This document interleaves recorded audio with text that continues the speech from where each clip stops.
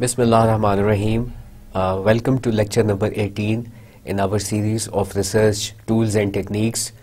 As you know, we have covered so far up till step number 5 completely in our research process.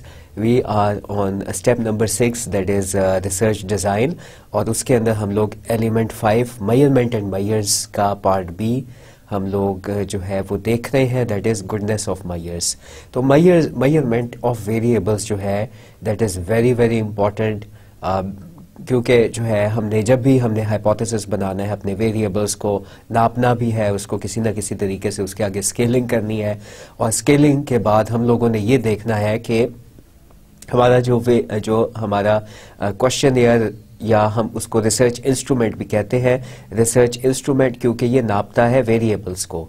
Research instrument हम अपने questionnaire या सवालनामे को इसलिए भी कहते हैं क्योंकि ये नापता है हमारे जो वेरिएबल्स हैं उनको, तो क्या ये सही बना है या नहीं बना है, इस चीज़ को कहते हैं गुडनेस ऑफ मेजर्स. तो हमारा जो है वो आज का जो लेक्चर है वो उन्हीं गुडनेस ऑफ मेजर्स के बारे में है, कंटिन्यूएशन है. हमने रिलायबिलिटी जो है वो शुरू की थी. हमने कहा था कि हम गुडनेस ऑफ मेजर्स दो तरह से देखते हैं, एक रिलायबिलिटी एनालिसिस से और दूसरा वैलिडिटी एनालिसिस से. दो तरह के एनालिसिस होते हैं गुडनेस ऑफ मेजर्स के अंदर, एक रिलायबिलिटी एनालिसिस और दूसरा वैलिडिटी एनालिसिस. जो है ये चीज़ हम लोगों ने करनी शुरू की थी. रिलायबिलिटी हम लोगों ने जो है वो उसके स्टेबिलिटी मेजर्स किए थे.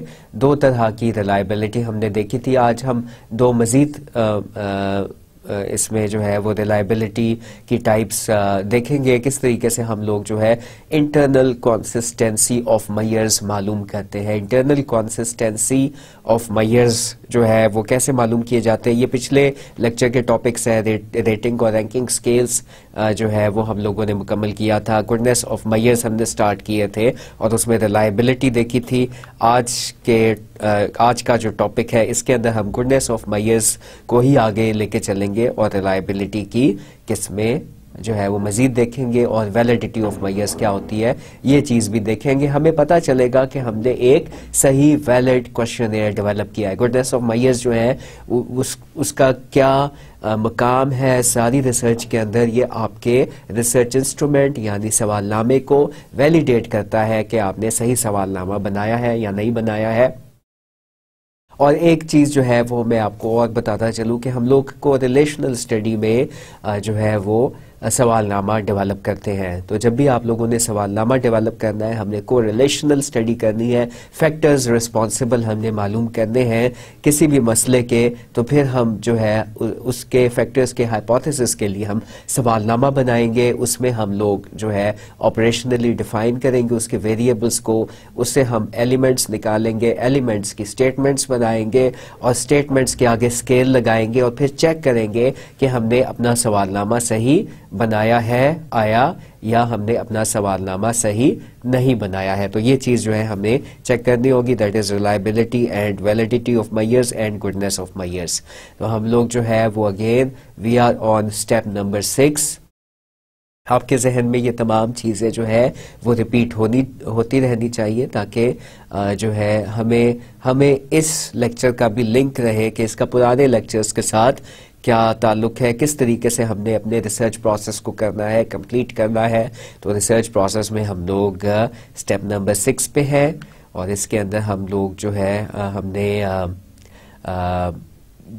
मेजरमेंट और मेजर्स वाले research element of research design पे, यानी कि 5वें इस ग्रिड के मुताबिक जो है वो एलिमेंट ऑफ रिसर्च डिज़ाइन के ऊपर है. स्केलिंग के अंदर हम लोग जो है वो ये देख रहे हैं कि हमने सही अपने मेजर डेवलप किए हैं, हमने अपने सही स्केल लगाया है, हमने सही आइटम्स आइडेंटिफाई किए हैं, हम जो है वो ये चीज़ देख रहे हैं, उसकी सेहत पे हम लोग जो है वो गौर करें कि ये सही है हमारा सवालनामा या नहीं है। ये है गुडनेस ऑफ मेजर्स, और ये तमाम गुडनेस ऑफ मेजर्स यहाँ पे फॉल करते हैं रिसर्च डिज़ाइन में। ठीक है, तो हम लोग जो है वहीं से कंटिन्यू करते हैं जहाँ से हम लोगों ने लास्ट टाइम छोड़ा था। हमने रिलायबिलिटी देखी थी। Reliability means accuracy in measurement. हमारी मेजरमेंट के अंदर एक्यूरेसी है। इसमें दो चीज़ें होती हैं, एक इंटरनल कंसिस्टेंसी होती है, दूसरी स्टेबिलिटी ऑफ मेजर होती है। यानी कि स्टेबिलिटी का मतलब है कंसिस्टेंसी ओवर टाइम। स्टेबिलिटी का मतलब है consistency over time, over the period of time. जैसे हमने देखी थी स्टेबिलिटी मेजर एक था test retest reliability. Test retest reliability का मतलब है कि एक सवालनामा हमने डेवलप किया है, उसमें वेरिएबल्स से मुतालिक हमने सवाल बनाए हैं, हमने जो है वो स्टेटमेंट्स भी लिखी, आगे स्केल भी बनाया है, यानी आइटम्स हमने बनाए हैं। किसी वेरिएबल के 5 आइटम्स बनाए हैं, किसी के 2, किसी के 3। गर्ज के सवालनामा लंबा है, हमने सवालनामे को एक दफ़ा फिल करवाया और उसके कुछ अरसे के बाद, उसके 10-15 रोज़ गुजरने के बाद हमने दोबारा से उसको फिल करवाया। तो इससे हमें पता चल जाएगा कि अगर दोनों दफ़ा एक जैसे जवाब आए हैं तो हमारा सवालनामा कॉन्सिस्टेंट ओवर टाइम है, यानी कि उसके अंदर स्टेबिलिटी है, स्टेबल है over the period of time. और पैरेलल फॉर्म रिलायबिलिटी हमने देखी थी स्टेबिलिटी मेजर के अंदर, जिसके अंदर हमने कहा था कि हमने एक और उसी से मिलता जुलता सवालनामा उठाया जैसा हमने डेवलप किया। किसी और शख्स ने वो सवालनामा डेवलप किया होगा जैसा हमने बनाया है, और उस पर भी उन्हीं वेरिएबल्स की मेजरमेंट, वो भी वही सवालनामा उन्हीं वेरिएबल्स की मेजरमेंट करता है जो हमारा सवालनामा करता है। तो फिर हम लोग जो है एक ही बंदे से दोनों सवालनामे फिल करवाएंगे। शायद थोड़ा सा हम जो है वो पीरियड ऑफ टाइम थोड़ा गैप दे दें, उसके बाद हम दोनों सवालनामे एक ही बंदे से, एक तो बंदा नहीं होगा मगर एक बंदा दोनों सवालनामे जो है वो फिल करेगा। और जो है हमने आइडेंटिफाई किए 10 या 15 लोग। इस तमाम प्रोसेस को, इस गुडनेस ऑफ मेजर को चेक करने को जो है वो पायलट टेस्टिंग भी कहते हैं। हम लोग जो है हमने सवालनामा बनाया, डेवलप किया, अब ये देखना है कि आया ये स्टेबल है, आया ये इसके अंदर इंटरनल कंसिस्टेंसी है। ये दोनों चीज़ें मिलके आपकी रिलायबिलिटी बनाएंगी। हमने रिलायबिलिटी इसकी नापी पायलट टेस्टिंग के ज़रिए से, हमने जो है इसकी वैलिडिटी भी हमें नापनी होगी, हमने वैलिडिटी भी नापी, और फिर हम जाके जो है वो इससे अपने रिस्पोंडेंट से जो हम आइडेंटिफाई करेंगे थ्रू सैम्पलिंग। सैम्पलिंग जो है वो एक और एलिमेंट है रिसर्च डिज़ाइन का।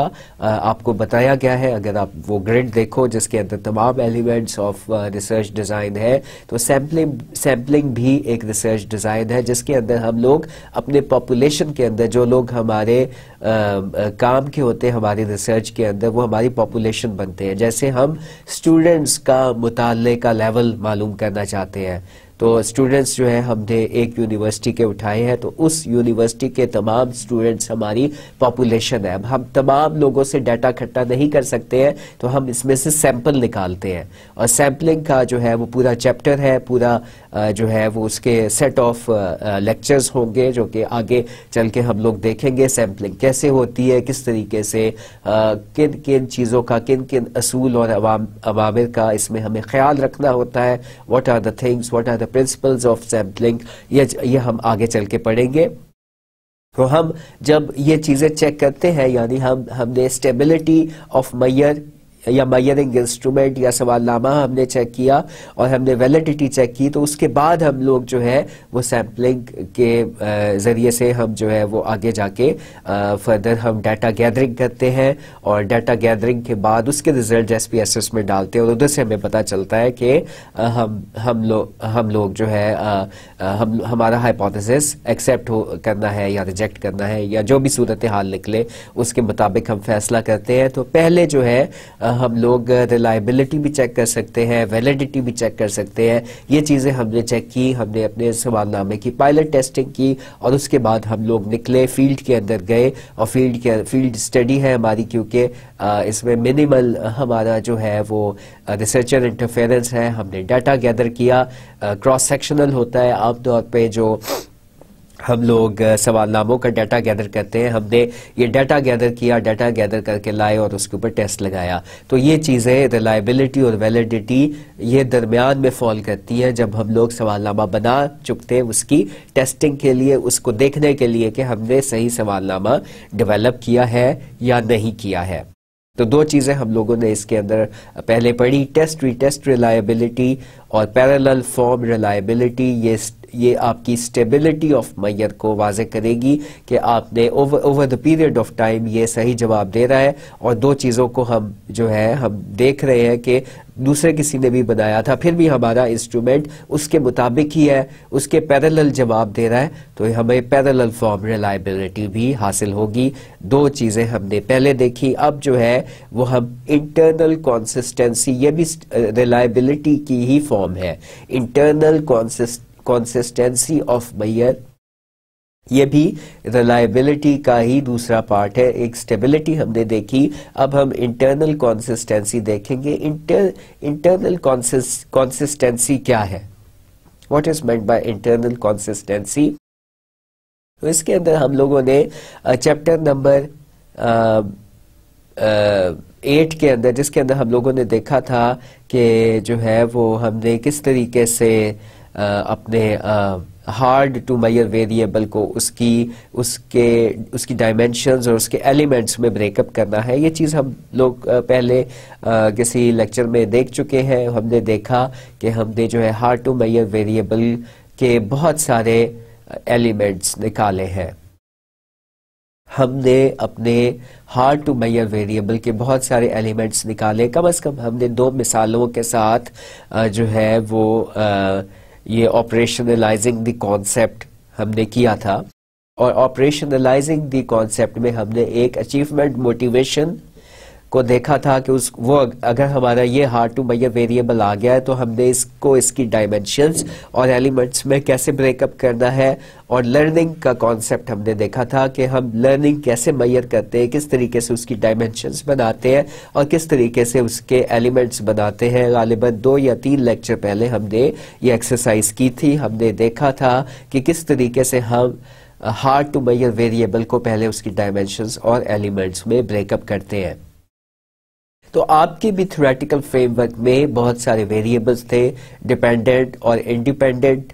फॉर एग्जांपल अगर आपको रिलेशनल स्टडी कर रहे हो और इसके अंदर जो है आपको कुछ हार्ड वेरिएबल से भी आपका वास्ता पड़ गया, तो अब इसके अंदर आपने जो है वो उन हार्ड वेरिएबल्स को उनके पहले उनकी डायमेंशंस में ब्रेकअप किया, यानी कैरेक्टरिस्टिक्स देखे कि उनके अंदर जो है जिन लोगों में वो वेरिएबल होता है उनकी क्या कैरेक्टरिस्टिक्स है, यानी डायमेंशंस। और फिर हमने उससे ऑब्जर्वेबल उसके एलिमेंट्स निकाले। तो हमने फॉर एग्जांपल एक वेरिएबल को उससे 11 सवाल या 11 आइटम्स निकाले और एक और वेरिएबल उससे हमने उसके 5 आइटम्स या 5 सवालात निकाले। तो अब हमने ये देखना है इंटर आइटम कंसिस्टेंसी रिलायबिलिटी के अंदर कि जो है हमने अपने सवाल सही बनाए हैं या नहीं बनाए हैं। वो 5 सवाल जो है उनके अंदर कोई लिंक है या नहीं है, उनके अंदर कोई रब्त है या नहीं है, क्योंकि वो एक ही चीज को मुख्तलिफ एंगल से मैयर कर रहे हैं। जितने भी हमने सवाल बनाए हैं एक वेरिएबल के, चाहे 11 बनाए हैं चाहे 5 बनाए हैं, उन सब को एक ही वेरिएबल को वो मैयर कर रहे हैं। तो उनके ऊपर क्या होना चाहिए कि जब लोग सवालों के जवाबों को टिक करें तो जो है उसके अंदर इंटर आइटम कंसिस्टेंसी होनी चाहिए। उनके जो सवालों के जवाब है वो कंसिस्टेंट होने चाहिए। इसकी मिसाल हम जो है वो उसी मिसाल से लर्निंग वाला जो हमने वेरिएबल था, हार्ड टू मैयर वेरिएबल था, उसकी हम internal item consistency reliability check अगर हमने करनी हो तो हम कैसे करेंगे, ये हम अगली स्लाइड के अंदर देखेंगे कि हम ये इंटर आइटम कंसिस्टेंसी रिलायबिलिटी कैसे चेक करते हैं। हमारे पास हमने फॉर एग्जांपल 5 सवाल बना दिए, तो हमारे पास 5 आइटम्स हैं। अब एक बंदे से हमने फिल करवाया, तो उन 5 आइटम्स के ऊपर उस अगर वो एग्री कर रहा है तो या तो वो 4 पे उसको टिक करना चाहिए या 5 पे टिक करना चाहिए।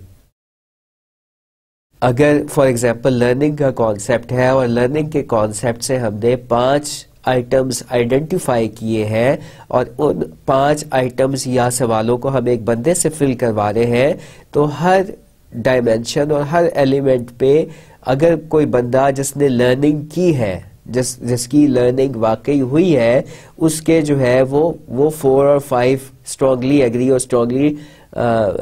एग्री और एग्री के ऊपर उसको टिक करना चाहिए, और जिसकी लर्निंग नहीं हुई है उसको जो है वो 1, 2 या 3 पे टिक करना चाहिए। तो अगर जो है किसी आइटम पे तो वो 1 और 2 पे टिक कर रहा है और किसी आइटम पे वो 4 और 5 पे टिक मार्क कर रहा है, तो इसका मतलब है कि हमारा जो हमने आइटम्स आइडेंटिफाई किए थे, जो वेरिएबल से हमने मुख्तलिफ सवालात बनाए थे, उनके अंदर इंटर आइटम कंसिस्टेंसी नहीं है। एक बार फिर सुने, जब हम लोगों ने अपने सवालात आइडेंटिफाई किए एक हार्ड टू मेजर वेरिएबल के, हमने 4 या 5 सवाल बनाए, तो हम इंटर आइटम कंसिस्टेंसी रिलायबिलिटी कैसे नापेंगे, कैसे मेजर करेंगे। क्योंकि एक बंदा जिसकी लर्निंग हुई है उसको तमाम आइटम्स पे एक जैसे सवालों के जवाब देने चाहिए। That is inter item consistency. वो कंसिस्टेंसी है तो हम डिफरेंशिएट कर सकेंगे कि इस बंदे की लर्निंग हुई है और इस बंदे की लर्निंग नहीं हुई है। अगर हमें एक जैसे जवाब हर आइटम पे मौसूल नहीं हो रहे हैं, तो इसका मतलब है कि हमने इंस्ट्रूमेंट अपना सही नहीं बनाया है, हमने अपने सवाल सही नहीं बनाए हैं। तो हम कहेंगे कि हमारे सवालनामे की इंटर आइटम कंसिस्टेंसी रिलायबिलिटी कमज़ोर है या वीक है या मशकूक है। तो लिहाजा जो है जब हम बनाते हैं हम लोग सवाल बनाते हैं किसी भी हार्ड टू मेजर वेरिएबल के, तो हम इंटर आइटम कंसिस्टेंसी रिलायबिलिटी भी चेक कर सकते हैं। हमने तकरीबन पायलट टेस्टिंग की और पायलट टेस्टिंग में 50 लोगों से सवालनामा फिल करवाया और हमने देखा कि क्या इंटर आइटम कंसिस्टेंसी रिलायबिलिटी हमारे सवालनामे के अंदर, हमारे क्वेश्चनेयर के अंदर मौजूद है या नहीं है। तो जो है अगर ये चीज़ हमें मिलेगी तो हम कहेंगे, अगर हमें जो है सब लोगों ने एक ही तरीके से उस सेट ऑफ आइटम्स के ऊपर मार्किंग की होगी, तो हम लोग कहेंगे कि इस सवालनामे में इंटर आइटम कंसिस्टेंसी रिलायबिलिटी है और इसको नापा जाता है with the help of a test, a statistical test which is known as Cronbach's coefficient of alpha. Cronbach's coefficient alpha के जरिए से हम लोग ये मेजर करते हैं। हम लोग अपने जो हम लोग फिल करवाएंगे क्वेश्चनेयर्स वो लेकर आएंगे और उसको SPSS में डालेंगे। SPSS आपको रिजल्ट निकाल के देगा और अगर क्रॉनबैक्स अल्फा जो है वो 7 से ऊपर है, इसकी फॉर एग्जांपल 0.8 आ रहा है या 0.9 इसका आंसर आ रहा है, तो इसका मतलब है कि there is inter item consistency. Cronbach's alpha का टेस्ट इस वास्ते से लगाया जाता है ताकि इंटर आइटम कंसिस्टेंसी रिलायबिलिटी मालूम की जाए। पायलट टेस्टिंग में इसका इस्तेमाल किया जा सकता है और हम लोग ये चेक कर सकते हैं कि हमने जो सवाल बनाए उनमें इंटरनल कंसिस्टेंसी आया मौजूद है या कि फिर नहीं है। हम लोग इसके लिए जो टेस्ट लगाते हैं वो क्रॉनबैक्स अल्फा का है और इसकी वैल्यू अगर 0.7 से ऊपर हो और आइडियली अगर 0.8 और 0.9 के करीब आए तो हम लोग कहते हैं कि हमारे सवालनामे में इंटर आइटम कंसिस्टेंसी रिलायबिलिटी मौजूद है। एक और तरीका कार है इंटरनल कंसिस्टेंसी को देखने का, और इंटरनल कंसिस्टेंसी जाहिर है कि रिलायबिलिटी की ही एक फॉर्म है। एक्यूरेसी हमें पता चलती है जो हमने सवालात बनाए क्या वो सही बने या नहीं बने। हम स्प्लिट हाफ रिलायबिलिटी के साथ भी इंटरनल कंसिस्टेंसी मालूम कर सकते हैं। हम स्प्लिट हाफ रिलायबिलिटी के ज़रिए भी इंटरनल कंसिस्टेंसी मुहैया कर सकते हैं। इसमें हम लोग क्या करते हैं, फॉर एग्जाम्पल हमने जो अपने आइटम्स बनाए, आइटम्स की आपको पहचान हो गई कि हमने एक वेरिएबल के फॉर एग्जाम्पल 10 सवाल बनाए, तो हमारे पास 10 आइटम्स हैं और आइटम्स के अंदर एक स्टेटमेंट होगी, उसके आगे स्केल लगा होगा। हमने 10 आइटम्स बनाए, 10 सवाल बनाए और लोगों से वो जाके इस पर डाटा कलेक्ट किया, उनको फिल करवाया। तो हमने अब स्प्लिट हाफ रिलायबिलिटी ये है कि हमने अपने आइटम्स को 5-5 में तकसीम किया, 2 जोड़ियां बनाई, एक में 5 आइटम्स जो ऊपर हमने फिल करवाए थे उनको हमने रखा और नीचे हमने 5 आइटम्स को लिया। अब इनके अंदर इनकी जो एवरेज निकलेगी उसके अंदर भी कोरिलेशन होनी चाहिए।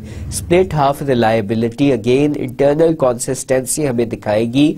अगर इनके if they are correlated, highly correlated, यानी कि +0.7 से ऊपर इनका रिजल्ट है, तो हम लोग कहेंगे कि हमारे आइटम्स के अंदर हमने चेक किया स्प्लिट हाफ रिलायबिलिटी वो मौजूद है, हम इंटरनल कंसिस्टेंसी मौजूद है। इसमें एक बंदा या एक फरीक या एक रिस्पोंडेंट जिससे हम डाटा गैदर करते हैं वो हमें कंसिस्टेंट रिजल्ट्स देता है तमाम आइटम्स पे। हम क्या चेक कर रहे हैं कि हमें कंसिस्टेंट रिजल्ट्स मिल रहे हैं तमाम आइटम्स पे, और यहाँ पे हम कोरिलेशन लगाते हैं बिटवीन दी 2 स्प्लिट हाफ्स। ये एक एग्जांपल है इंटर आइटम कंसिस्टेंसी रिलायबिलिटी मालूम करने की। यहाँ पे आइटम्स की तादाद 5 है और ये पांचों आइटम्स हमारे लर्निंग को नाप रहे हैं। लर्निंग को वो मापा जा रहा है। 5 आइटम्स हैं हमारे पास और इसके अंदर आप ही ने वो लर्निंग के कॉन्सेप्ट को ब्रेकअप किया था। आपने देखा लर्निंग को हमने उसकी डायमेंशंस, उससे 3 डायमेंशंस निकाली थी। 3 डायमेंशन से हमारे 5 एलिमेंट्स निकले थे। 5 एलिमेंट्स की हमने 5 स्टेटमेंट्स बना ली थी। पिछले लेक्चर्स के दौरान हमने ये काम किया था। ये हमने ऑपरेशनलाइजिंग द कॉन्सेप्ट में पढ़ा। हमने 5 सवाल बनाए एक वेरिएबल के और वेरिएबल था लर्निंग। उसके आगे हमने स्केल लगाया। अब आप खूब वाकिफ है कि ये कौन सा स्केल है, ये है लिकर्ट स्केल। और लिकर्ट स्केल है is a type of ratios, it's a type of interval scale. तो हमें ये भी पता चल गया कि हमने वो कौन सा स्केल लगाया है, हमने लिकर्ट स्केल लगाया। आगे वो it is a type of interval scale. इस पे हमने वो डाटा गैदर किया और डाटा गैदरिंग के अंदर फॉर एग्जांपल हमने इशफाक को सेलेक्ट किया। इशफाक साहब वो फॉर एग्जांपल पढ़ाते हैं किसी भी, हम वो मैट्रिक के जो 9th और 10th को टीचर्स पढ़ाते हैं उनसे हम ये क्वेश्चन फिल करवा रहे, लर्निंग का भी जानना चाहते हैं मुख्तलिफ बच्चों की कैसे हो रही है। तो हमने इशफाक साहब से ये फिल करवाया। The student answers questions correctly. तो उन्होंने वो स्ट्रांगली एग्री पे एक बच्चे का हमने कहा कि फॉर एग्जांपल आसिम का हमें बताएं। तो उन्होंने आसिम की वो ग्रेडिंग की कि हाँ जी वो वो ऊपर उस बच्चे का नाम हमने पूछ लिया, तमाम क्लास के बच्चों के नाम लिखे।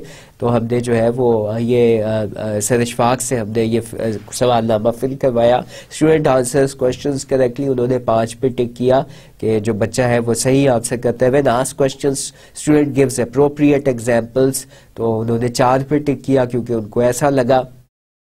फिर आगे है he is able to recall material after some lapse of time, तो उन्होंने 4 पे इसको टिक किया।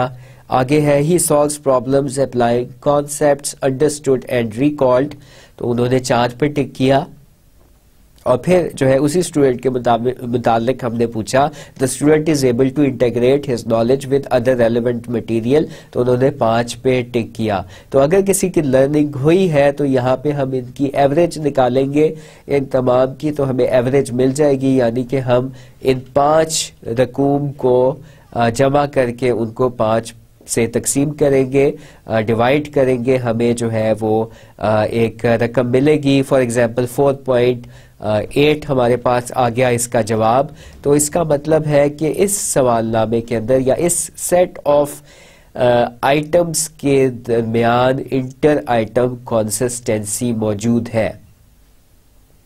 अगर हमारा रेस्पोंडेंट जो है एक ही तरीके से सवालों के जवाब देता है तो इसका मतलब है कि हमारा सवालनामा सही बना है, इसमें इंटर आइटम कंसिस्टेंसी है। और अगर जो है बाज़ सवालों के जवाब उन्होंने कहा कि अब मैं जो है वो सलीम के बारे में पूछता हूँ, उन्होंने कहा द स्टूडेंट, उनसे पूछा गया सलीम के बारे में, the student answer question correctly, उन्होंने एक पे जो है जवाब दिया। When asked question student gives appropriate examples, तो उन्होंने 4 पे टिक किया। He is able to recall material after some lapse of time, उन्होंने 3 पे किया। He solves problems applying concepts understood and recalled, उन्होंने 1 पे टिक किया। किसी पे वो 1 पे टिक कर रहे हैं, किसी पे 4 पे, किसी पे 5 पे। तो इसका मतलब है कि ये जो सवाल बने हुए हैं ये कंफ्यूज कर रहे हैं हमें या हमारे रिस्पोंडेंट को, और कभी वो 1 पे टिक कर रहा है, कभी वो 2 पे, कभी वो 4 पे, कभी वो 5 पे। तो इंटरनल कंसिस्टेंसी जो है वो इस सवालनामे के अंदर मौजूद नहीं है। लिहाजा जो है हमें हर तरीके से इंटर आइटम कंसिस्टेंसी रिलायबिलिटी मालूम करनी होती है। हम लोगों ने डाटा गैदर किया, 50 स्टूडेंट्स का डाटा गैदर किया, हमने चेक किया कि इसके अंदर इंटर आइटम कंसिस्टेंसी, आइटम्स के दरमियान कंसिस्टेंसी थी कि नहीं थी, और हमने क्रॉनबेक अल्फा का टेस्ट अप्लाई किया और हमें जो है वो एक रकम मिली। और इस तरीके से हमारे पास SPSS जो है आपका अगर हम टेस्ट लगाएंगे, अगर यहाँ पे जो है वो केसेस की तादाद यानी कि 60 लोगों से जो है वो डाटा गैदर किया, उसके अंदर 4 आइटम्स थे। फॉर एग्जांपल रिलायबिलिटी स्टैटिस्टिक्स में जो है SPSS ने हमें वैल्यू दी 0.839 की।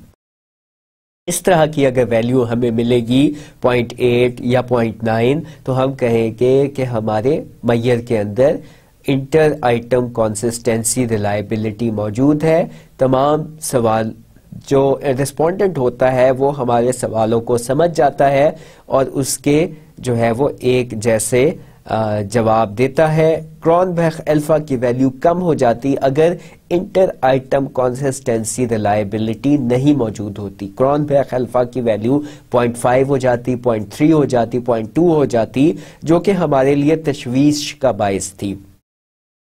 अगर क्रॉनबेक अल्फा की वैल्यू जो है वो हाई ना आ सके तो ये इससे रिसर्चर को तशवीश लाहक हो जाती है कि शायद जो मेजरिंग इंस्ट्रूमेंट है जो हमने काम किया था, यानी कि हमने अपने कॉन्सेप्ट को उसकी डायमेंशंस और एलिमेंट्स में ब्रेकअप किया था, वो हम सही नहीं कर पाए और हमारा जो रिस्पोंडेंट है वो सवाल देखकर कंफ्यूज हो जाता है। लिहाजा हमारे सवालनामे के अंदर इंटर आइटम कंसिस्टेंसी रिलायबिलिटी मौजूद नहीं है। तो ये हम टेस्ट लगाते हैं क्रॉनबेक अल्फा का और इसकी वैल्यू जो है हमें 0.8 0.9 आइडियली हमारे पास होनी चाहिए। 0.7 से कम हो तो फिर there are question marks which arise के ऐसा क्यों हुआ है।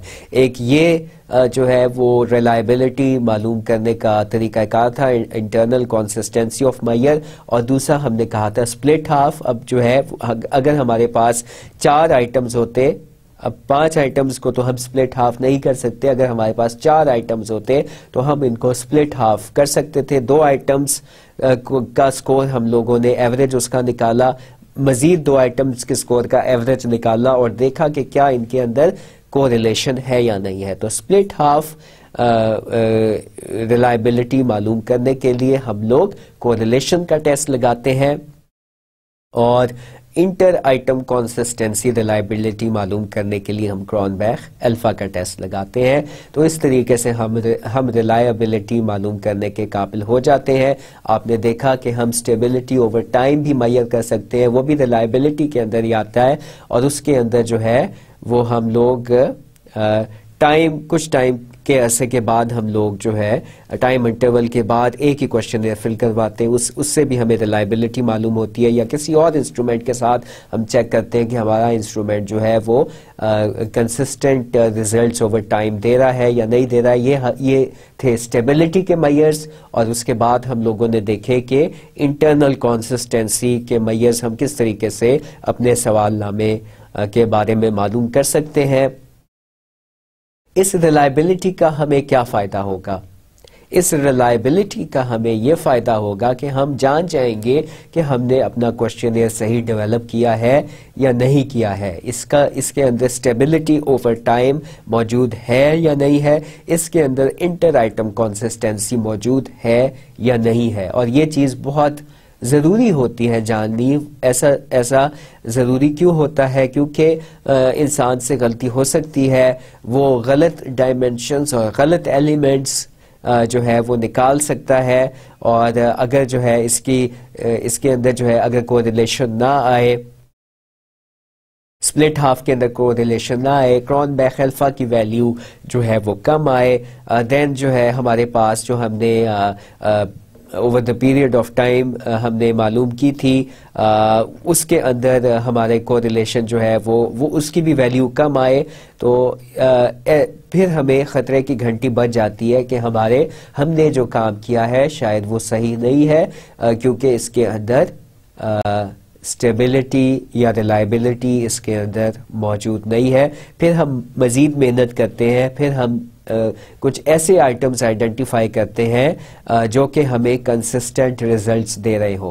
फिर हम ऐसे आइटम्स आइडेंटिफाई करते हैं जो कि हमें कंसिस्टेंट रिजल्ट्स दे रहे हो सकता है कि हम अपने बनाए हुए सवाल इस्तेमाल ही ना करें रिसर्च में, हम लोग किसी और के जो कि हमें कंसिस्टेंट रिजल्ट्स दे रहे हैं ओवर टाइम और and over internal items as well, हम वो सवालनामा वो वाले सवाल इस्तेमाल करें और फिर हम डाटा गैदर करें, तो फिर हमारा डाटा ज़्यादा रिलायबल होगा।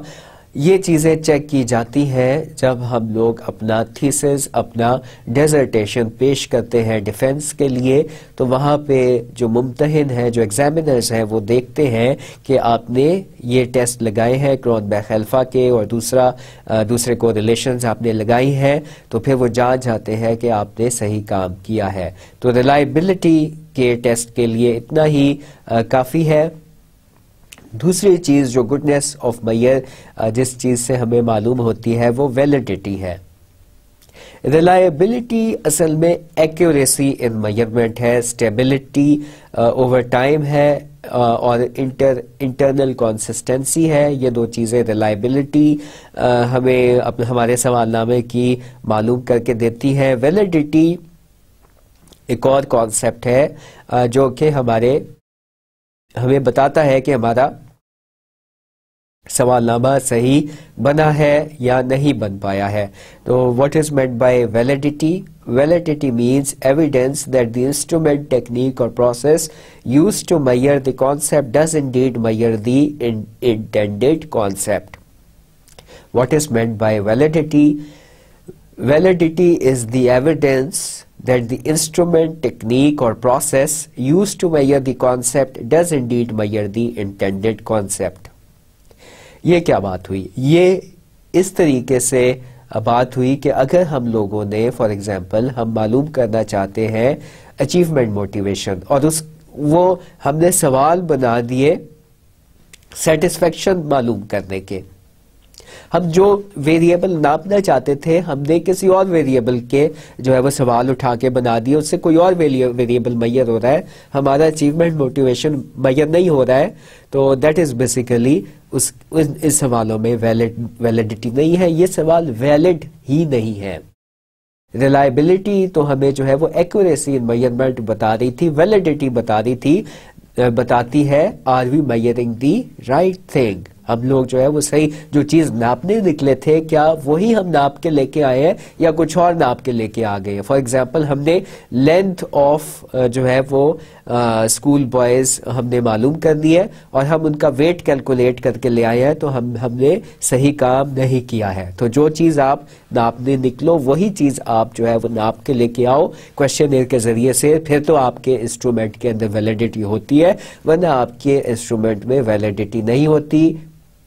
ये दो कॉन्सेप्ट्स हमने देखे कि रिलायबिलिटी क्या होती है। Reliability is basically internal consistency and stability over time, and validity is are we measuring the right thing. और इसकी भी जो है जिस तरीके से रिलायबिलिटी की जो है वो दो टाइप्स थी, स्टेबिलिटी और फिर इंटरनल कंसिस्टेंसी, इसी तरीके से वैलिडिटी की भी जो है वो तीन टाइप्स हैं। हम वो बारी बारी पढ़ लेते हैं।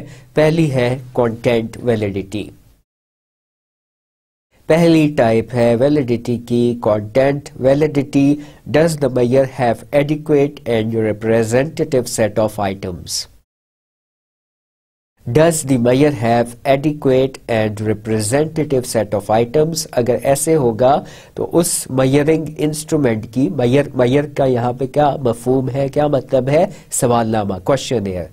Does the questionnaire have adequate and representative set of items? कोई dimension किसी variable की मिस तो नहीं हो गई।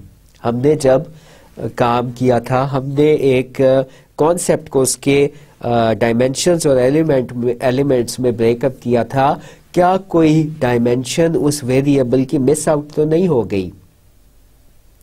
अगर ऐसा हो गया है तो फिर हम लोग जो है हम कहते हैं कि इस सवालनामे के अंदर, इस मेजर के अंदर कंटेंट वैलिडिटी नहीं है और जो पूरे जितने आइटम्स बने होने चाहिए थे उतने आइटम्स नहीं बने हैं। जैसे हम लर्निंग की हमने एग्जांपल देखी और लर्निंग की एग्जांपल के अंदर जो है हमने उसकी 3 डायमेंशंस आइडेंटिफाई की और उससे 5 सवाल निकाले। अब अगर हम सिर्फ 2 ही सवाल बना पाते तो इसका मतलब है कि हम लर्निंग को मुकम्मल तरीके से, मुकम्मल जावियों से हम नहीं देख पा रहे हैं। हमसे कुछ चीज़ें मिस आउट हो गई। हमने जो चीज़ मेजर हम कर सकते थे वो हम उसके अंदर वो आइटम्स ही मौजूद नहीं है, नापैद हैं, जो हम कह सकते हैं कि हमारे आइटम्स के अंदर कंटेंट वैलिडिटी मौजूद नहीं है। इसको हम किस तरीके से देख सकते हैं, किस तरीके से इसका टेस्ट लगा सकते हैं कि हमें पता चले कि कंटेंट वैलिडिटी आया हमारे सवालनामे में है या नहीं है। तो इसको हम चेक कर सकते हैं with the help of face validity. इसको चेक किया जा सकता है कंटेंट वैलिडिटी को with the help of face validity. हमने जो सवाल बनाए हैं अपने वेरिएबल्स के ऊपर वो हम चेक करवाएं किसी एक्सपर्ट से कि क्या हमने सही सवाल बनाए हैं या नहीं बनाए हैं। कंटेंट वैलिडिटी को चेक करना बहुत आसान है। हम लोगों ने जो अपने वेरिएबल से, हार्ड टू मेजर वेरिएबल से सवाल निकाले हैं उसको किसी एक्सपर्ट से वैलिडेट करवाना, उसको आइडेंटिफाई करवाना कि क्या सही वो बने हैं या नहीं बने हैं। अगर वो एक्सपर्ट जिसने उस टॉपिक पे रिसर्च की होती है, फॉर एग्जांपल एम्प्लॉय मोटिवेशन पे उसने रिसर्च की और आप एम्प्लॉय मोटिवेशन के आपने 5 या 10 सवाल बनाए हैं, आपने उस एक्सपर्ट को जाके दिखा लिया और उसने ओके कर दिया, तो इसका मतलब है कि आपने अपने इंस्ट्रूमेंट में, आपने अपने क्वेश्चनेयर में फेस वैलिडिटी हासिल कर ली। आपने जाके जो है एक्सपर्ट को अपने सवाल बनाए हुए दिखा दिए और उसने कहा कि ये मुकम्मल सवाल हैं, ये तमाम पहलुओं से, तमाम एंगल्स से इस वेरिएबल को नाप रहा है ये इंस्ट्रूमेंट या ये बनाए हुए सवाल आइटम्स, तो वो आपके सवालनामे में फेस वैलिडिटी मौजूद है। और अगर वो कहे कि कहीं पे करेक्शंस की गुंजाइश है तो फिर आप उन सवालों को चेंज करोगे और कहो आप जो है उसकी जगह जो आपका एक्सपर्ट बता दे, आपका मुम्तहिन, आपका टीचर आपको बता दे, तो वो फिर आप उस तरीके से उनकी इबादतें चेंज कर लोगे। तो आप कह सकते हो कि हमने अपने सवालनामे को टेस्ट करने से पहले दिखाया था, अप्रूव करवाया था फ्रॉम एन एक्सपर्ट, उसकी ओपिनियन ली, एक नहीं बल्कि 2 एक्सपर्ट्स की ओपिनियन ली, उन्होंने कहा कि ये सवाल सही बने हुए हैं, तो आपके सवालनामे के अंदर फेस वैलिडिटी है जो कि शो करती है कंटेंट वैलिडिटी, कि आपके जो कंटेंट्स हैं, जो आइटम्स हैं वो सही है या नहीं है। Do experts validate that the instrument major what's it's name suggest it measures. तो जो एक्सपर्ट्स हैं वो भी यही बताएंगे कि आप जो वेरिएबल नापने चले थे, आया वही वेरिएबल सारे का सारा आप नाप रहे हो या नहीं नाप रहे हो। आगे चलते हैं। आगे है क्राइटेरिया रिलेटेड वैलिडिटी। दूसरी टाइप है वैलिडिटी की criteria related validity. Does the measure differentiate in a manner that helps to predict a criteria variable. Does the measure differentiate in a manner that helps to predict a criteria variable? बहुत आसान है, थोड़े से शायद आपको अल्फाज इसके अंदर मुश्किल लगे, but please try to understand the concept. What is the concept behind stability? What is the concept behind reliability? What is the concept behind validity? तो वैलिडिटी जो है, हमने सही सवालनामा बनाया है या नहीं बनाया, दैट इज वैलिडिटी। और रिलायबिलिटी क्या है, क्या ये एक्यूरेटली मेजर कर रहा है या नहीं कर रहा है। तो ये चीज़ें, ये टेस्ट हमें ये चीज़ें बता देंगे, हम अपना सवालनामा ठीक कर लेंगे, और ये चीज़ें गुडनेस ऑफ मेजर्स भी बहुत काम की होती है। दूसरी टाइप है जो है criteria related validity. Criteria related validity के अंदर जो है हम ये देखते हैं, फॉर एग्जांपल हमारी क्लास के अंदर कुछ बच्चे लाइक हैं और कुछ ना लाइक हैं। एक टीचर को तो पता चल जाता है कि कौन से बच्चा लाइक है, कौन सा बच्चा ना लाइक है। तो जो हमारा मेजर है, मेजर यहाँ पे, मेजर का मतलब क्या है, सवालनामा, ठीक है, क्वेश्चनएयर। क्वेश्चनएयर मींस मेजर या measuring instrument. Does the measure differentiate in a manner that helps to predict a criteria variable. तो हम ये नापना चाहते हैं कि उनकी जो है वो अगेन अंडरस्टैंडिंग या उनका जो है वो काबिलियत मालूम करना चाहते हैं, मगर ऐसे बच्चे जो कि काबिल हैं उनका स्कोर आ जाता है हमारे, हमने जो सवालनामा डेवलप किया है उसमें वो आइडेंटिफाई करके हमें बताता है कि जो कि लायक है वो कमज़ोर है, और जो कमज़ोर है उनको लायक बता देता है। तो इसका मतलब है कि हमारा जो हमने जो क्वेश्चनएयर बनाया है, वो क्राइटेरिया जो हमने जो है वो नापना था, वो लोगों को उस तरीके से डिफरेंशिएट नहीं कर रहा है जैसे उसको डिफरेंशिएट लोगों के दरमियान करना चाहिए था। अगर 2 लोग हैं और दो लोगों का जो है हम लोग कोई भी चीज़ मालूम करना चाह रहे हैं, एक बच्चा लाइक है, एक बच्चा नालायक है। जो लाइक बच्चा है उसको हमारा क्वेश्चन आइडेंटिफाई करके बताता है कि ये नालायक है, और नालायक को वो आइडेंटिफाई करके बताता है। ऐसे सवाल गलत बन गए कि वो आइडेंटिफाई करके बताता है कि ये लाइक है। तो हमें जो है वो उल्टे जवाब मिल रहे हैं, तो इसका मतलब है कि हमारा सवालनामा सही नहीं बना हुआ। तो हम लोग जो है ये चीज़ भी, ये ख़राबी भी, ये सुकम भी अपने सवालनामे से हमें दूर करना चाहिए, इसको निकालना चाहिए। Does the measure differentiate in a manner that helps to predict a criteria variable. तो इसमें 2 तरीके से इसकी टाइप्स होती हैं क्राइटेरिया रिलेटेड वैलिडिटी की। एक है कॉन्करेंट वैलिडिटी और दूसरी है प्रेडिक्टिव वैलिडिटी। 2 टाइप्स हैं क्राइटेरिया रिलेटेड वैलिडिटी की, एक कॉन्करेंट वैलिडिटी और दूसरी प्रेडिक्टिव वैलिडिटी। कॉन्करेंट वैलिडिटी का क्या मतलब है? Does the measure differentiate in a manner that helps to predict a criteria variable currently. Does the measure differentiate in a manner that helps to predict a criteria variable currently? यानी कि जो मैंने आपको बच्चों की मिसाल दी, कुछ लाइक स्टूडेंट्स हैं, कुछ नालायक स्टूडेंट्स हैं, तो हमारे मेजर को विद इन टाइम हमें ये बताना चाहिए, हाल ही के अंदर हमें ये बताना चाहिए। करंटली का मतलब होता है हाल में, यानी कि हाल ही के अंदर ये बताना चाहिए कि ये 2 ग्रुप्स अलहदा अलहदा हैं, और जो लाइक बच्चे हैं उनको लायक आइडेंटिफाई करके बताए हमारा सवालनामा, जो नालायक है उनको नालायक आइडेंटिफाई करके बताए। इसी तरीके से जो हमने पहले एग्जांपल देखी थी, तो जो लर्निंग जिनकी हुई है उनको लर्निंग शो करे हमारा सवालनामा, ऐसे जवाब आए। और जिनकी लर्निंग नहीं हुई है उनकी शो करे कि इनकी लर्निंग नहीं हुई है, तो हमारे सवालनामे के अंदर कॉन्करेंट वैलिडिटी मौजूद है।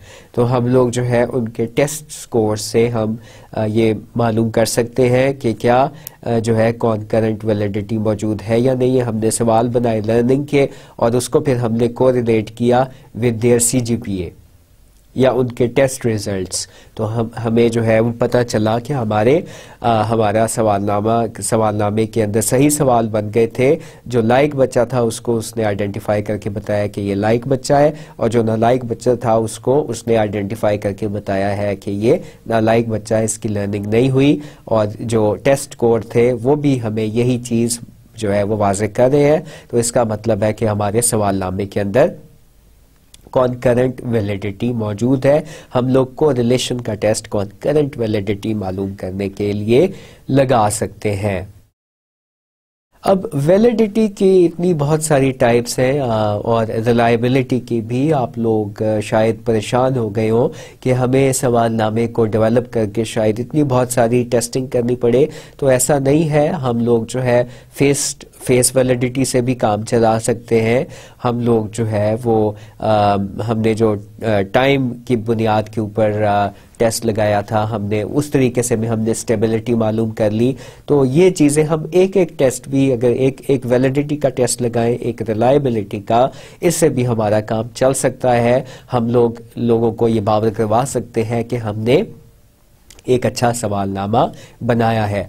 कॉन्करेंट वैलिडिटी, प्रेडिक्टिव वैलिडिटी, उस केस में जो है हम लोग मालूम करते हैं जब हम लोग खुद भी जो है वो मखमसे में हो, वी डू नॉट अंडरस्टैंड। हम लोग जो है वो हमें ये नहीं पता चल रहा कि जो है वो सही तरीके से हमारा इंस्ट्रूमेंट नाप रहा है या नहीं नाप रहा, तो उस वक्त हम कॉन्करेंट वैलिडिटी और प्रेडिक्टिव वैलिडिटी का भी इस्तेमाल कर सकते हैं। वगरना हम लोग फेस वैलिडिटी से भी काम चला सकते हैं। हम लोग जो है एक रिलायबिलिटी का टेस्ट भी लगा सकते हैं। अगर हम सारी चीज़ें करना चाहें, अगर हमारे पास इतना टाइम मौजूद हो, इतने रिसोर्सेज मौजूद हो, तो हम हर तरीके से रिलायबिलिटी भी टेस्ट कर सकते हैं, हम वैलिडिटी भी टेस्ट कर सकते हैं। और स्पेसिफिकली इन PhD जब आप डिसर्टेशन लिख रहे होते हो, तो उस वक्त हम तमाम तरह की जो है वो रिलायबिलिटी और वैलिडिटी लगाते हैं। आप लोगों को ये जानना ज़रूरी है कि इन टर्म्स का क्या मतलब है, इन टर्म्स का क्या मतलब है, ताकि जो है आप लोग भी जब उस लेवल पे पहुंचो, हायर लेवल पे पहुंचो, तो ये तमाम चीज़ें अपने इंस्ट्रूमेंट के ऊपर लगा के देख सको।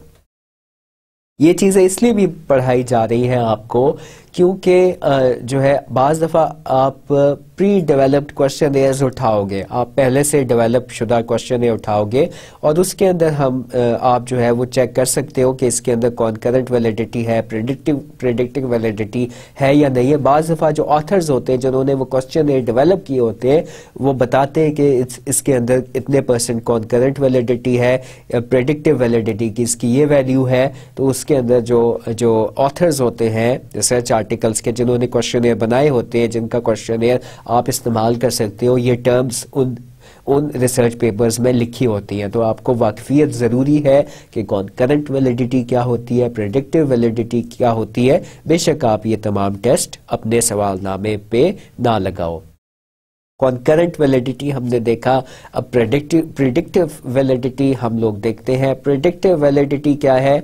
जो कॉन्करेंट वैलिडिटी थी वो करंट टाइम में हमारे जो रेस्पोंडेंट्स थे उनको डिफरेंशिएट कर रही थी, उनको दो ग्रोहों में तकसीम कर रही थी।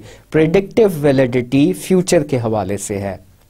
करंट का मतलब होता है, कॉन्करेंट का मतलब होता है in present time. In present time validity हमें क्या बता रही है? प्रेडिक्टिव वैलिडिटी का ताल्लुक फ्यूचर से है। हमने फॉर एग्जांपल एक टेस्ट लिया और टेस्ट जैसे एम्प्लॉयमेंट टेस्ट होते हैं और हम लोग जो है वो मालूम करते हैं कि हमारा एम्प्लॉइज़ जो है वो क्या, अगर हमने इस बंदे को रखा तो ये अच्छा परफॉर्म करेगा या अच्छा परफॉर्म नहीं कर पाएगा। तो हमने उससे एक टेस्ट लिया, एम्प्लॉई टेस्ट लिया ऑर्गेनाइजेशन में उस एम्प्लॉई को रखने से पहले, और उसके ऊपर उसका स्कोर जो है वो बहुत अच्छा आ गया। फॉर एग्जांपल उसका स्कोर आ गया 90 आउट ऑफ 100। हमने उसे एक सवालनामा फिल करवाया और उसने उसका स्कोर उसमें 90 आउट ऑफ 100 आ गया, यानी कि जो है वो उस सवालनामे ने हमें बता दिया कि ये बहुत अच्छा एम्प्लॉई फ्यूचर में साबित होगा। और जब हमने उसको रख लिया तो फिर हमने उसके 6 महीने के बाद सवालनामा भी फिल करवाया उससे, और उसकी जो है वो प्रोडक्टिविटी भी देखी, उसका काम भी देखा एम्प्लॉई का 6 महीने के बाद। तो हमें पता चला कि जो सवालनामा हमने उससे फिल करवाया था एम्प्लॉई टेस्टिंग के वक्त, उसने तो हमें 90 का स्कोर दिया था, मगर ऑर्गेनाइजेशन में आके इसने अच्छा काम नहीं किया है। तो हमने जो सवालनामा उससे उसको रखने के वक्त फिल करवाया था उसके अंदर प्रेडिक्टिव वैलिडिटी नहीं थी। उस सवालनामे में जो हमने उस एम्प्लॉय से फिल करवाया फ्यूचर के मुतालिक, हम ये जानना चाहते थे कि ये फ्यूचर में कैसे काम करेगा, उसकी जो है वो वर्क बिहेवियर क्या होगा। उसके ऊपर हमने तकरीबन 100 के करीब सवाल बनाए। तो उसमें उसने बहुत अच्छा स्कोर किया, मगर फ्यूचर में जाके उसने अच्छा परफॉर्म नहीं किया, एम्प्लॉय परफॉर्मेंस उसकी जो है वो 0 रही। तो इसका मतलब है कि हमने सवालनामा सही नहीं बनाया था, उसकी प्रेडिक्टिव वैलिडिटी नहीं थी। तो एक दफ़ा इबारत पढ़ लेते हैं। what do its definition says? Does the measure differentiate individual in a manner as to help predict a future criteria? Predictive validity किसी भी इंस्ट्रूमेंट की क्या होती है? जब हम एम्प्लॉयमेंट टेस्ट लेते हैं उस वक्त हम जो है उस सूरत हाल में जब हम क्वेश्चनेयर्स बनाते हैं, उस वक्त भी हम क्वेश्चनेयर्स बनाते हैं तो उनकी प्रेडिक्टिव वैलिडिटी हाई होनी चाहिए। Does the measure यानी questionnaire differentiate individuals in a manner as to help predict a future criteria? और अगर जो है हम लोगों ने जो है एक सवालनामे की बुनियाद पे लोगों को अपनी कंपनी में रखा है और जो है हर एक का स्कोर उसमें बहुत अच्छा था, 90+ था, ऐसे ही लोगों को हमने चुना, इंटरव्यू के लिए बुलाया, फिर हमने उनको कॉन्ट्रैक्ट दिया और फिर उन्होंने बाद में बहुत अच्छा परफॉर्म किया। और बाज़ ऐसे एम्प्लॉयज़ को भी हमने कॉन्ट्रैक्ट दे दिया ये प्रेडिक्टिव वैलिडिटी अपने इंस्ट्रूमेंट की देखने के लिए, जिनका स्कोर पुअर था, 20 या 30 के करीब था, और बाद में पता चला कि वाकई उन्होंने अच्छा परफॉर्म नहीं किया है। तो इसका मतलब है कि हमने जो सवालनामा बनाया था एम्प्लॉयज़ को रखने के लिए उसके अंदर प्रेडिक्टिव वैलिडिटी मौजूद थी। तो फ्यूचर क्राइटेरिया को देखने के लिए जो टेस्टिंग होती है, जो सवालनामे बनाए जाते हैं, उनकी प्रेडिक्टिव वैलिडिटी हाई होनी चाहिए। क्राइटेरिया रिलेटेड वैलिडिटी इज कि जो हमने क्राइटेरिया या वेरिएबल बनाया है क्या वो सही तरीके से आइडेंटिफाई हो रहा है, और जो है कंकरेंट वैलिडिटी हमारे हाल के लिए थी और प्रेडिक्टिव वैलिडिटी हमारे फ्यूचर या मुस्तकबिल के लिए हम देखते हैं। इसके अंदर GMAT के आपके स्कोर हैं, NTS के स्कोर्स हैं, इस तरह से जितने भी आपकी टेस्टिंग होती है इन तमाम टेस्ट की प्रेडिक्टिव वैलिडिटी होनी चाहिए और टेस्ट और चेक भी की जाती है कि आया इनकी प्रेडिक्टिव वैलिडिटी है या नहीं है। कॉन्करेंट वैलिडिटी और प्रेडिक्टिव वैलिडिटी में हमने फ़र्क देखा। हमारे इंस्ट्रूमेंट को हर लिहाज से उसी वेरिएबल को नापना चाहिए, उसमें हमने जो है वो स्कोर देखा, क्या सही तरीके से स्कोर में वाज़ेह फ़र्क है। जो लोग वाकई मोटिवेटेड हैं उनका स्कोर जो है वो हाई आ रहा है, और उन लोगों का स्कोर जो मोटिवेटेड नहीं है कम आ रहा है। ये चीज़ हमें क्राइटेरिया रिलेटेड वैलिडिटी और कॉन्करेंट वैलिडिटी और प्रेडिक्टिव वैलिडिटी से मालूम होगी। इसके अंदर हम कोरिलेशन के ज़रिए से मालूम कर सकते हैं और अपने इंस्ट्रूमेंट को अगर उसमें कोई खामी है, कमी है, तो उसमें हम मज़ीद बेहतर बना सकते हैं। बाज़ दफ़ा हमें जो है बहुत सारे आइटम्स माइनस करने पड़ते हैं। अगर हमने 10 आइटम्स एम्प्लॉय मोटिवेशन को जानने के लिए बनाए और जो है वो 5 के अंदर जो है इंटरनल कंसिस्टेंसी है, 5 के अंदर नहीं है, तो हम 5 आइटम्स को माइनस कर देंगे।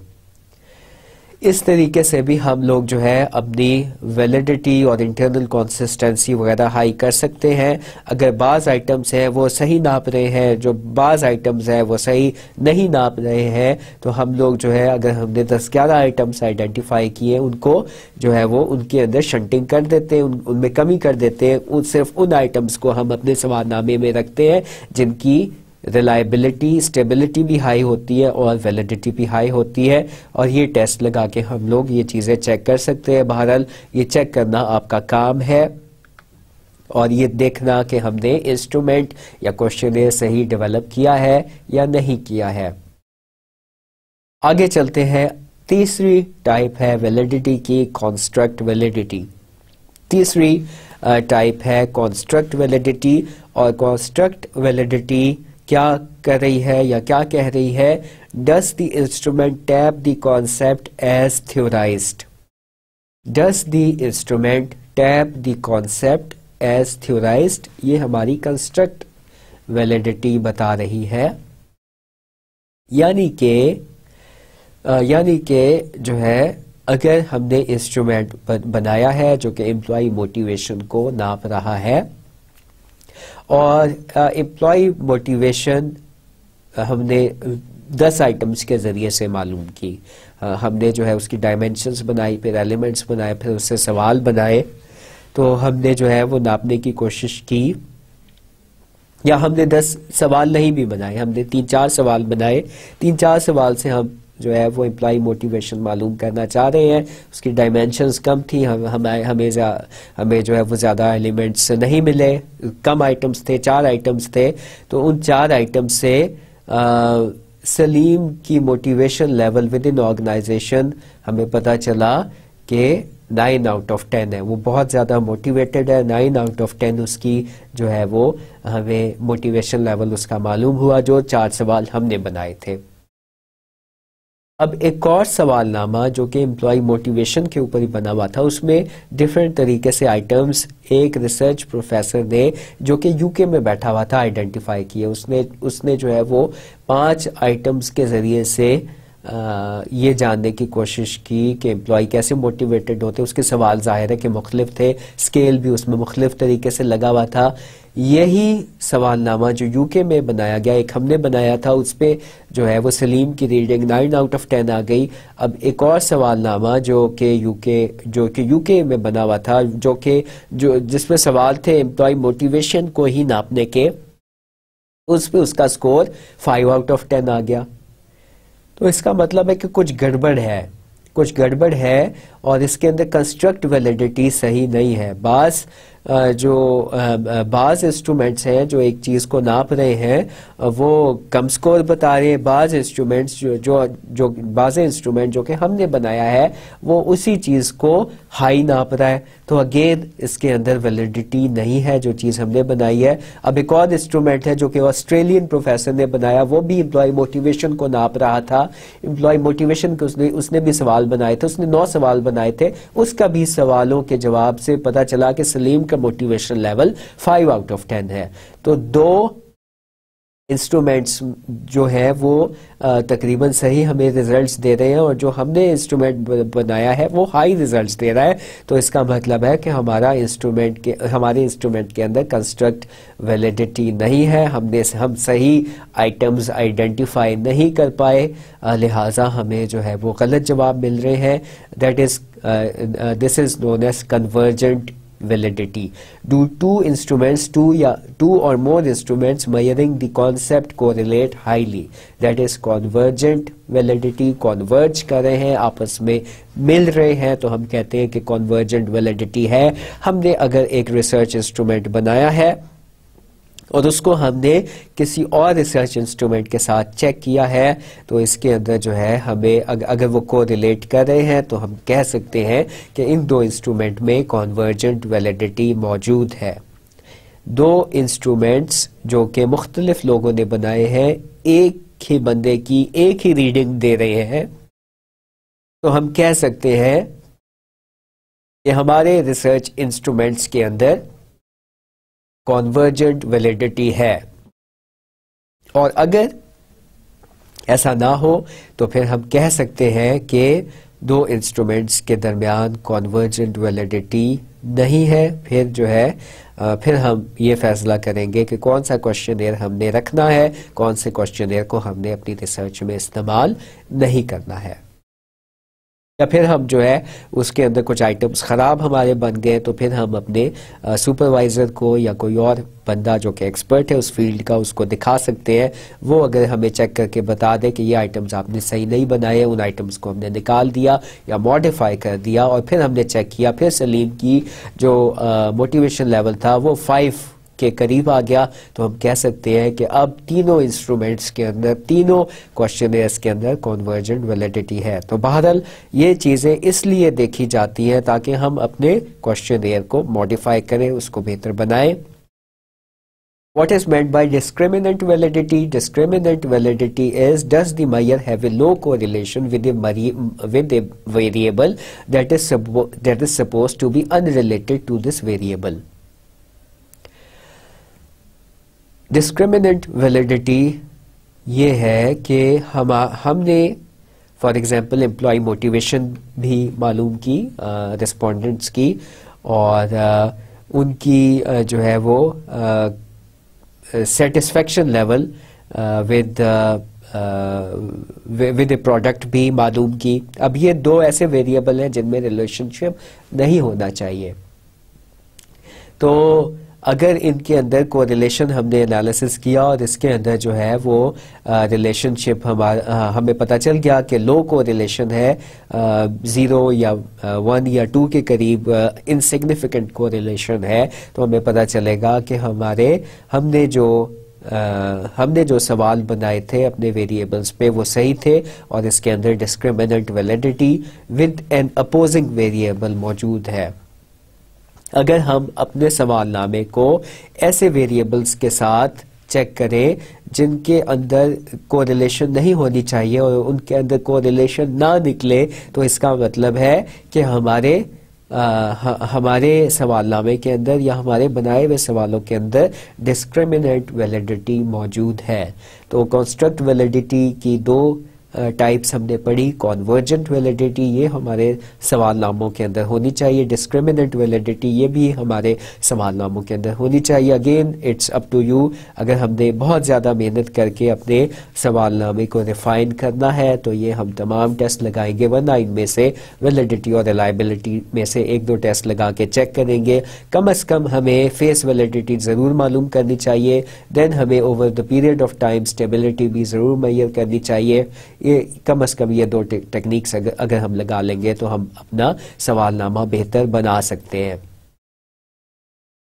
बाज़ दफ़ा जो है वो हम लोग डाटा गैदरिंग के बाद भी, अब SPSS में जो है वो एक ऐसा सॉफ्टवेयर है जिसके अंदर हम लोगों ने फॉर एग्जांपल सैम्पलिंग भी कर ली। सैम्पलिंग के बाद हम लोगों ने जो है वो डाटा उसके अंदर डाला और रिलायबिलिटी और वैलिडिटी चेक नहीं की, तो हम अपने सैंपल के अंदर रिलायबिलिटी और वैलिडिटी जो है वो चेक कर सकते हैं। जब हम तमाम डाटा हम लेकर आ जाएं उस वक्त भी रिलायबिलिटी और स्टेबिलिटी चेक हो सकती है। हम लोग क्रॉनबैक अल्फा लगा सकते हैं अपने आइटम्स के अंदर, और फैक्टर एनालिसिस होता है जिससे वैलिडिटी मालूम होती है, कॉन्वर्जेंट वैलिडिटी मालूम होती है, कोरिलेशन हम लोग लगा सकते हैं बिटवीन वेरिएबल्स जो कि आपस में अनरिलेटेड है, तो हमें डिस्क्रिमिनेंट वैलिडिटी भी मालूम हो जाएगी। तो डाटा गैदरिंग के बाद भी to be on the safer side हम लोग ये टेस्ट लगा सकते हैं गुडनेस ऑफ मेजर्स के, और हमें पता चलेगा कि हमने जो मॉडल था वो सही बनाया था या नहीं बनाया था, सही आइटम्स और सही हमने डायमेंशंस आइडेंटिफाई की, और जो है वो उसके बाद भी अगर हमें पता चले कि 2 आइटम्स के साथ हमारी जो कोरिलेशन है वो उस पर फ़र्क पड़ रहा है, 2 आइटम्स के अंदर इंटरनल कंसिस्टेंसी नहीं है, तो हम डाटा गैदरिंग के बाद भी उसमें चेंजेस कर सकते हैं। उन 2 आइटम्स को अपने सवालनामे से या अपने कैलकुलेशन से या डाटा टेस्टिंग से हम लोग निकाल सकते हैं। तो इसके बहुत सारे फ़ायदे हैं। गुडनेस ऑफ मेयर्स के टेक्निक्स हमने देखी, कोरिलेशनल एनालिसिस, क्रॉनबेक अल्फा का टेस्ट और फैक्टर एनालिसिस इसमें इस्तेमाल होता है। फैक्टर एनालिसिस को हम लोग जो है वो SPSS पे भी मालूम कर सकते हैं। क्रॉनबेक अल्फा का टेस्ट भी जो है वो लग सकता है। वो यहाँ पे आप देखो तो बताया गया है कि जब हम एनालाइज पे जाते हैं, अपना डाटा हम लोग डाल लेते हैं SPSS के अंदर, तो हम एनालाइज पे जाते हैं, स्केल के अंदर जो है वो मौजूद होता है हमारा क्रॉनबेक अल्फा का टेस्ट। डायमेंशंस रिडक्शन में हमारे पास फैक्टर एनालिसिस होता है। फैक्टर एनालिसिस के ऊपर भी जाके हम लोग जो है मुख्तलिफ फैक्टर्स के दरमियान हम मुख्तलिफ फैक्टर्स के हमारे पास जवाब होते हैं, हम उसको जो है चेक बॉक्स के अंदर डालते हैं और फैक्टर एनालिसिस लगाते हैं, तो हमारे पास जो है फॉर एग्जांपल इस तरह का हमारे पास रिजल्ट निकलेगा। हमने अपने वेरिएबल के 8 सवाल बनाए, for example C1, C2, C3, C4, C5, C6, C7 और C8। तो फैक्टर एनालिसिस हमें बता रहा है यहाँ पे कि यहाँ पे कम से कम 2 फैक्टर्स हैं। यहाँ पे जो आपने सवाल बनाए थे वो बहुत ज़्यादा सही नहीं थे। यहाँ पे 2 फैक्टर्स थे, 0.872 पहले की रीडिंग आ रही है, पहले फैक्टर के अंदर है, दूसरे में 0.92, तीसरे के अंदर 0.887, चौथे में 0.864। तो इसका मतलब है कि ये फैक्टर्स जो है एक वेरिएबल को शो कर रहे हैं, और दूसरा factor C5, C6, C7, C8 ये दूसरे कॉलम के अंदर इनकी वैल्यूज आई है। पहले कॉलम के अंदर C1, C2, C3, C4 की वैल्यूज आई है, और दूसरे कॉलम के अंदर C5, C6, C7 और C8 की वैल्यूज जो है वो आई है। तो ये एक वेरिएबल को नाप रहे हैं, और ये 4 सवाल एक वेरिएबल को नाप रहे हैं, और पहले 4 सवाल जो है वो किसी और वेरिएबल को नाप रहे हैं। तो इधर से भी हमें पता चलता है फैक्टर एनालिसिस से कि जो है क्या हमने सवालात सही बनाए हैं या नहीं बनाए हैं। हम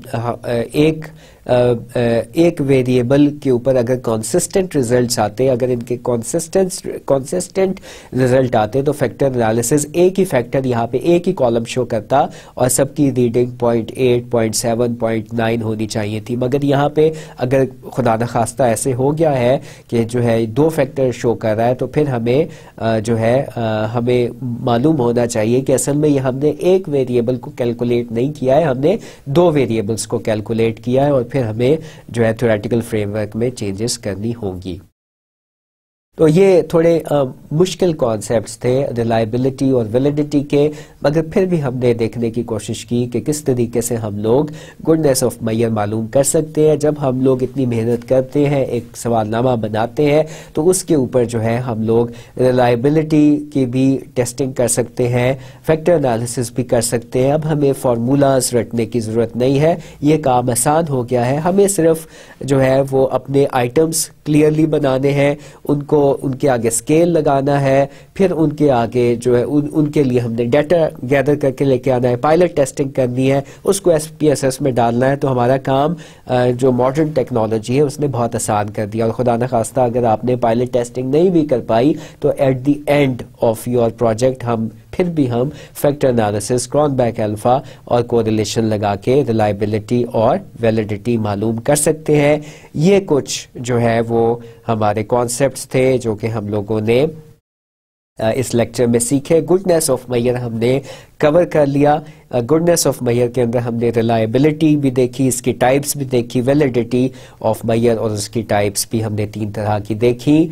तो आज के लिए इतना ही काफ़ी है। Thank you very much.